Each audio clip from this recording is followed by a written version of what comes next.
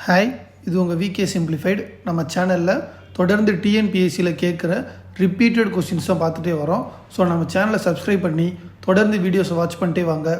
உங்கள் குரூப் 4 எக்ஸாமுக்கு ரொம்பவே யூஸ்ஃபுல்லாக இருக்கும். இன்றைக்கி நம்ம என்ன பார்க்க போகிறோம்னா, எக்கனாமியில் எந்த கொஸ்டின்லாம் ரிப்பீட்டடாக கேட்குறாங்கன்னு தான் பார்க்க போகிறோம். கிளாஸ் 11ல் 9th சாப்டர்லேருந்து போன குரூப் 4ல் அடுத்தடுத்த கொஸ்டின் அப்படியே கேட்டிருக்காங்க. பாருங்களேன், இந்த கொடுத்துருக்கேன் நான் ஸ்க்ரீனில், அப்படியே அடுத்தடுத்த கொஸ்டினை 9th சாப்டர்லேருந்து கேட்டிருக்காங்க. ஸோ மற்ற எக்ஸாம்லையும் டிஎன்பிசியில் ரிப்பீட்டடாக இந்த சாப்டர்லேருந்து கொஸ்டின் கேட்டுகிட்டே தான் இருக்காங்க. ஸோ கிளாஸ் 11 9th சாப்டர் நல்லா பார்த்துட்டு போங்க. கன்ஃபார்மாக ஒரு கொஸ்டின் இதுலேருந்து வரும் இந்த குரூப் 4ல், பார்த்துக்கோங்க.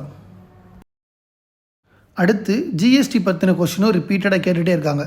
ஒவ்வொரு எக்ஸாம்லையும் ஜிஎஸ்டி பற்றின கொஸ்டின், ஜிஎஸ்டி எந்த டேட்டில் எஃபெக்ட் ஆகுச்சு, ஜிஎஸ்டி எப்போ பார்லிமெண்ட் நிறைவேற்றினாங்க அப்படின்ற கொஸ்டினும் கேட்டிருக்காங்க. ஸோ ஜிஎஸ்டியை பற்றியும் பார்த்து வச்சுக்கோங்க.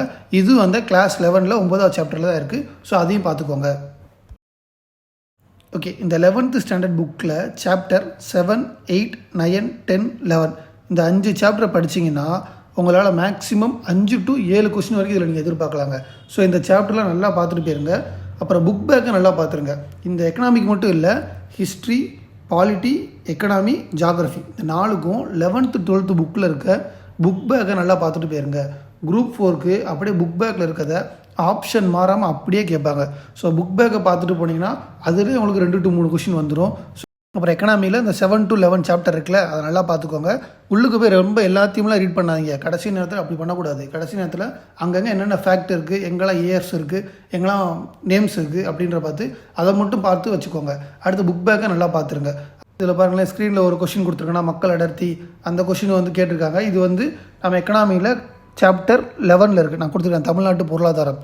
தமிழ்நாட்டு பொருளாதாரத்தில் அந்த கொஸ்டின் இருக்குது. தமிழ்நாட்டு பொருளாதாரத்தில் பின்னாடி ஒரு டேப்லர் காலம் கொடுத்துருப்பாங்க, மக்கள் தொகை எவ்வளோ என்ன எதுன்னு, அதெல்லாம் நல்லா பார்த்துட்டு போயிருங்க. அதுலேருந்து கொஸ்டின் வரும். அப்புறம் நித்திய யோக் எது கொடுத்துருக்கேன்னா, நித்திய யோக் பற்றியும் ரிப்பீட்டடாக கொஸ்டின் வந்துகிட்டே இருக்குங்க. ஸோ நித்திய யோக் பற்றி பார்த்துக்கோங்க. அதுவும் இந்த எக்கனாமிக் சாப்டர்லேயே வரும். ஓகேவா? ஸோ எல்லாத்தையும் நல்லா பார்த்துக்கோங்க. தமிழை விட்டுறாதீங்க. தமிழ் தான் நமக்கு ஸ்கோரிங் பேப்பர் 95 கிட்ட வர்ற மாதிரி தமிழை பார்த்துக்கோங்க. அதே மாதிரி மேக்ஸையும் நல்லா பார்த்துக்கோங்க. ஒவ்வொரு கொஸ்டினும் நம்மளோட ஜாபை முடிவு பண்ணுங்கள். ஸோ ஒவ்வொரு கொஸ்டினும் பார்த்து கரெக்டாக ப்ரிப்பேர் பண்ணுங்கள். அங்கே போய் எக்ஸாம் காலில் ஒவ்வொரு கொஸ்டினுக்கும் நம்ம ஆன்சர் பண்ணுறப்பையும் பார்த்து கேர்ஃபுல்லாக ஆன்சர் பண்ணுங்கள்.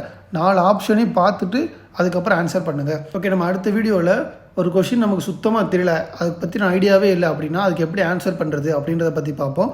ஓகே, இந்த வீடியோ உங்களுக்கு யூஸ்ஃபுல்லாக இருந்துச்சுன்னா லைக் பண்ணுங்கள், சப்ஸ்கிரைப் பண்ணுங்கள், முடிஞ்சு உங்கள் ஃப்ரெண்ட்ஸுக்கும் ஷேர் பண்ணுங்கள். All the best. தேங்க்யூ.